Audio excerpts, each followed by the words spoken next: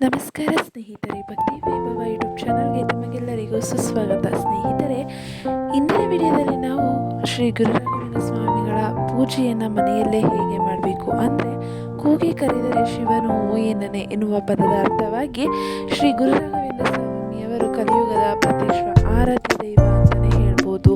ಅಂದರೆ ರಾಯರಿದ್ದಾರೆ ಅಂತ ನಾವು ಎಷ್ಟು ನಂಬಿಕೆಯಲ್ಲಿದ್ದೀವೋ ಆ ನಂಬಿಕೆಯ ಪ್ರಕಾರ ನಾವು ಮನೆಯಲ್ಲಿಯೇ ರಾಘವೇಂದ್ರ ಸ್ವಾಮಿಯವರನ್ನು ಪೂಜೆ ಮಾಡಿದ್ರೆ ಜೀವನದಲ್ಲಿ ನಮಗೆ ಕಷ್ಟಗಳಿರುವಂತಹ ಅಥವಾ ನಮ್ಮ ಯಾವುದೇ ಆಸೆಗಳನ್ನು ಈಡೇರಿಸುವಂತಹ ರಾಘವೇಂದ್ರ ಸ್ವಾಮಿಗಳು ಒಲಿದು ಬರ್ತಾರೆ ಅಂತಲೇ ಹೇಳ್ಬೋದು. ಹಾಗಿದ್ರೆ ವಿಡಿಯೋ ಶುರು ಮಾಡೋದಕ್ಕಿಂತ ಮುಂಚೆ ದಯವಿಟ್ಟು ಚಾನಲನ್ನು ಸಬ್ಸ್ಕ್ರೈಬ್ ಮಾಡ್ಕೊಳ್ಳಿ.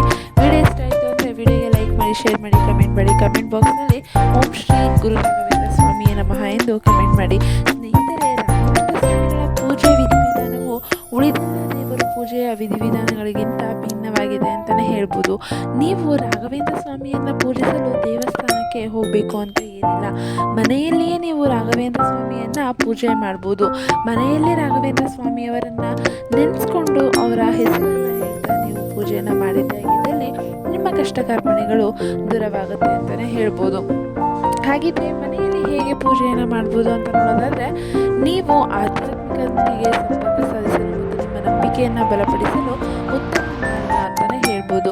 ಮನೆಯಲ್ಲೇ ಮಾಡಲಾಗುವ ಪ್ರಮುಖ ಪೂಜೆಯಲ್ಲಿ ರಾಘವೇಂದ್ರ ಸ್ವಾಮಿ ಪೂಜೆಯು ಹೆಚ್ಚು ಪ್ರಾಮುಖ್ಯತೆಯನ್ನು ಪಡೆದುಕೊಂಡ ಪೂಜೆಯಾಗಿದೆ.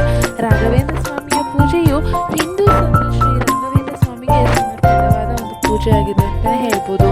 ಮತ್ತು ಮನೆಯಲ್ಲಿ ನಾವು ರಾಘವೇಂದ್ರ ಸ್ವಾಮಿಯನ್ನು ಪೂಜಿಸುವುದರಿಂದ ಮತ್ತು ಅದೃಷ್ಟವು ನಿಮಗೆ ನಂಬಿಕೆ. ಮನೆಯಲ್ಲಿ ರಾಘವೇಂದ್ರ ಸ್ವಾಮಿಯನ್ನು ಪೂಜೆ ಮಾಡುವುದು ಅತ್ಯಂತ ಸರಳ ಹಾಗೆ ಭಿನ್ನ ಅಂತಲೇ ಹೇಳ್ಬೋದು. ಮೊದಲನೇದಾಗಿ ನಾವು ಮನೆಯಲ್ಲಿ ರಾಘವೇಂದ್ರ ಸ್ವಾಮಿಯವರನ್ನು ಪೂಜಿಸಲು ನೋಡೋದಾದರೆ, ಮನೆಯಲ್ಲಿ ರಾಘವೇಂದ್ರ ಸ್ವಾಮಿ ಪೂಜೆಯನ್ನು ಪ್ರಾರಂಭಿಸುವ ಮೊದಲು ನಿಮ್ಮನ್ನು ಮತ್ತು ನಿಮ್ಮ ಮನೆಯನ್ನು ಸ್ವಚ್ಛಗೊಳಿಸುವುದು ಅತ್ಯಂತ ಮುಖ್ಯವಾಗಿದೆ. ಪೂಜೆಗೂ ಮುನ್ನ ನೀವು ಸ್ನಾನ ಮಾಡಿ ಶುಭ್ರವಾದ ಬಟ್ಟೆಯನ್ನು ಧರಿಸಬೇಕಾಗುತ್ತೆ. ನಂತರ ದೇವರ ಕೋಣೆಯನ್ನು ಸ್ವಚ್ಛಗೊಳಿಸಿ ಬಳಿಕ ಪೂಜೆಯ ಸ್ಥಳವನ್ನು ಶುದ್ಧೀಕರಿಸಲು ಗಂಗಾಜಲವನ್ನು ಪೂಜೆ ಮಾಡುವ ಸ್ಥಳದಲ್ಲಿ ಚಿಮುಕಿಸಬೇಕಾಗತ್ತೆ. ಇದಾದ ನಂತರ ದೇವರ ಕೋಣೆಯಲ್ಲಿ ರಾಘವೇಂದ್ರ ಸ್ವಾಮಿಯ ಪೂಜೆಗಾಗಿ ದೀಪ, ಅಗರಬತ್ತಿಗಳು, ಹೂವುಗಳು, ಹಣ್ಣುಗಳು ಮತ್ತು ಸಿಹಿ ತಿಂಡಿಗಳಂತಹ ಪೂಜಾ ಸಾಮಗ್ರಿಗಳನ್ನು ಜೋಡಿಸಿ ನೀವು ಮನೆಯಲ್ಲಿ ರಾಘವೇಂದ್ರ ಸ್ವಾಮಿಯನ್ನು ಪೂಜಿಸಲು ಬಯಸಿದ್ರೆ ನಿಮಗೆ ರಾಘವೇಂದ್ರ ಸ್ವಾಮಿಯ ಫೋಟೋ ಅಥವಾ ವಿಗ್ರಹ ಮತ್ತು ಪೂಜಾ ಫಲಕವು ಬೇಕಾಗುತ್ತೆ. ಅದನ್ನು ನೀವು ಸಿದ್ಧ ಮಾಡ್ಕೋಬೇಕಾಗತ್ತೆ. ನಂತರ ಮನೆಯಲ್ಲಿ ಪೂಜೆಗಾಗಿ ಶಾಂತಿಯುತ ವಾತಾವರಣವನ್ನು ಸೃಷ್ಟಿಸುವುದಕ್ಕಾಗಿ ದೀಪ ಮತ್ತು ಅಗರಬತ್ತಿಗಳನ್ನು ಬೆಳಗಿಸಬೇಕಾಗತ್ತೆ. ಇದರಿಂದ ಜ್ವಾಲೆಯು ಕತ್ತಲೆಯನ್ನು ಹೋಗಲಾಡಿಸುವ ದೈವಿಕ ಬೆಳಕನ್ನು ಪ್ರತಿನಿಧಿಸುತ್ತೆ. ಆದರೆ ಧೂಪದ್ರವ್ಯವು ಗಾಳಿಯನ್ನು ಶುದ್ಧೀಕರಿಸುತ್ತದೆ ಮತ್ತು ನಿಮ್ಮ ಪೂಜಾ ಸ್ಥಳದಲ್ಲಿ ಪರಿಮಳವನ್ನು ಹರಡುತ್ತೆ ಅಂತಲೇ ಹೇಳ್ಬೋದು. ಹಾಗೆ ನಿಮ್ಮ ಭಕ್ತಿ ಮತ್ತು ಕೃತಜ್ಞತೆಯ ಸಂಕೇತವಾಗಿ ರಾಘವೇಂದ್ರ ಸ್ವಾಮಿಗೆ ಹೂವುಗಳನ್ನು ಮತ್ತು ಹಣ್ಣುಗಳನ್ನು ಅರ್ಪಿಸಬೇಕಾಗತ್ತೆ. ನೀವು ವೀಳ್ಯದೆಲೆ, ತೆಂಗಿನಕಾಯಿ ಮತ್ತು ಕರ್ಪೂರದಂತಹ ಇತರೆ ವಸ್ತುಗಳನ್ನು ಸಹ ನೀವು ರಾಘವೇಂದ್ರ ಸ್ವಾಮಿಗೆ ನೀಡ್ಬೋದು ಅಂತಲೇ ಹೇಳ್ತಿದ್ದಾರೆ. ಹಾಗೆ ರಾಘವೇಂದ್ರ ಸ್ವಾಮಿಗಳ ಆಶೀರ್ವಾದವನ್ನು ಪಡೆಯಲು ಮಂತ್ರಗಳನ್ನು ಕೂಡ ನೀವು ಪಠನೆ ಮಾಡಬೇಕಾಗತ್ತೆ ಅಥವಾ ಹಾಡುಗಳನ್ನು ಹಾಡುವುದು ಉತ್ತಮ ಅಂತಲೇ ಹೇಳ್ಬೋದು. ಇದಕ್ಕಾಗಿ ನೀವು ರಾಘವೇಂದ್ರ ಸ್ವಾಮಿ ಸ್ತೋತ್ರ, ವಿಷ್ಣು ಸಹಸ್ರನಾಮ ಅಥವಾ ನಿಮಗೆ ತಿಳಿದಿರುವಂತಹ ಯಾವುದೇ ಇತರ ಸ್ತೋತ್ರಗಳನ್ನು ಕೂಡ ಪಠನೆ ಮಾಡ್ಬೋದು. ಇದಾದ ನಂತರ ಪೂಜೆಯ ಕೊನೆಯಲ್ಲಿ ಆರತಿ ಮಾಡುವುದನ್ನು ನೀವು ಎಂದಿಗೂ ಮರೆಯದಿರಿ. ದೀಪವನ್ನು ವೃತ್ತಾಕಾರವಾಗಿ ತಿರುಗಿಸಿ ಮತ್ತು ರಾಘವೇಂದ್ರ ಸ್ವಾಮಿಗೆ ನಿಮ್ಮ ಪ್ರಾರ್ಥನೆಯನ್ನು ಕೂಡ ಸಲ್ಲಿಸಬೇಕಾಗತ್ತೆ. ನೀವು ಆರತಿ ಹಾಡನ್ನು ಹಾಡಬಹುದು ಅಥವಾ ಹೂವುಗಳು ಮತ್ತು ಸಿಹಿ ತಿಂಡಿಗಳನ್ನು ಸಹ ರಾಘವೇಂದ್ರ ಸ್ವಾಮಿಗೆ ನೀವು ಅರ್ಪಣೆ ಮಾಡ್ಬೋದು.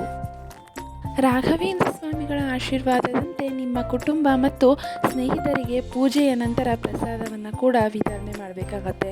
ಪೂಜೆಯ ಸಮಯದಲ್ಲಿ ನೀವು ಬಳಸಿದ ಹಣ್ಣುಗಳನ್ನು, ಸಿಹಿ ತಿಂಡಿಗಳನ್ನು ಅಥವಾ ಯಾವುದೇ ಇತರ ಆಹಾರ ಪದಾರ್ಥಗಳನ್ನು ನೀವು ನೀಡಬಹುದು. ಅದಾದ ನಂತರ ಮುಂದಿನ ದಿನಗಳಲ್ಲಿ ಮತ್ತೆ ರಾಘವೇಂದ್ರ ಸ್ವಾಮಿಯನ್ನು ಪೂಜಿಸುವುದಕ್ಕಾಗಿ ನೀವು ಪೂಜಾ ಸಾಮಗ್ರಿಗಳನ್ನು ಸ್ವಚ್ಛ ಮತ್ತು ಸುರಕ್ಷಿತ ಸ್ಥಳದಲ್ಲಿ ಇಟ್ಕೋಬೇಕಾಗತ್ತೆ.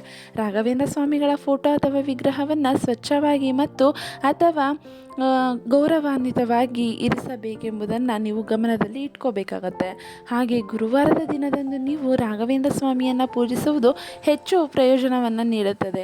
ರಾಘವೇಂದ್ರ ಸ್ವಾಮಿಗಳ ಪೂಜೆಯಿಂದ ಓರ್ವ ವ್ಯಕ್ತಿಯ ಜೀವನದ ಎಲ್ಲ ರೀತಿಯ ಸಮಸ್ಯೆಗಳು ದೂರವಾಗುತ್ತದೆ.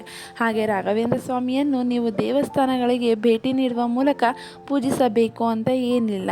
ಈ ರೀತಿ ನೀವು ಪೂಜೆಯ ವಿಧಿವಿಧಾನಗಳೊಂದಿಗೆ ನೀವು ಮನೆಯಲ್ಲೂ ಕೂಡ ಪೂಜೆಯನ್ನು ಮಾಡ್ಕೋಬೋದು. ಹಾಗೆ ರಾಘವೇಂದ್ರ ಸ್ವಾಮಿಯವರ ಈ ಒಂದು ಮಂತ್ರವನ್ನು ಕೂಡ ಪಠಣೆ ಮಾಡಿ ನೀವು ಪೂಜೆ ಮಾಡಿದ್ದೇ ಆಗಿದ್ದಲ್ಲಿ ನಿಮ್ಮ ಮನೆಯಲ್ಲಿರುವಂತಹ ತೊಂದರೆಗಳು ಕ್ರಮೇಣ ಕಡಿಮೆ ಆಗ್ತಾ ಬರುತ್ತೆ. ನೀವು ಅಂದ್ಕೊಂಡಿದ್ದೆಲ್ಲವನ್ನು ನೆರವೇರುತ್ತೆ ಅಂತಲೇ ಹೇಳ್ಬೋದು. ಆ ಮಂತ್ರ ಯಾವುದೆಂದರೆ ಪೂಜ್ಯಾಯ ರಾಘವೇಂದ್ರಾಯ ಸತ್ಯಧರ್ಮರತಾಯ ಚ ಭಜತಾಂ ಕಲ್ಪವೃಕ್ಷಾಯ ನಮತಾಂ ಕಾಮಧೇನವೇ ಅಥವಾ ಓಂ ಶ್ರೀ ಗುರು ರಾಘವೇಂದ್ರಾಯ ನಮಃ ಎನ್ನುವ ಮಂತ್ರವನ್ನು ಪಠಿಸಿ ನೀವು ಪಠನೆ ಮಾಡಿದ್ದೇ ಆಗಿದ್ದಲ್ಲಿ, ಪೂಜೆಯನ್ನು ಮಾಡಿದ್ದೇ ಆಗಿದ್ದಲ್ಲಿ ನಿಮ್ಮ ಆಸೆಗಳು ಕ್ರಮೇಣ ಈಡೇರ್ತಾ ಬರ್ತಾ ಇರುತ್ತೆ ಅಂತಲೇ ಹೇಳ್ಬೋದು. ಸ್ನೇಹಿತರೆ, ಈ ಒಂದು ಮಾಹಿತಿ ನಿಮಗೆ ಇಷ್ಟ ಆಗಿದೆ ಅಂತ ಅನ್ಕೊತೀನಿ.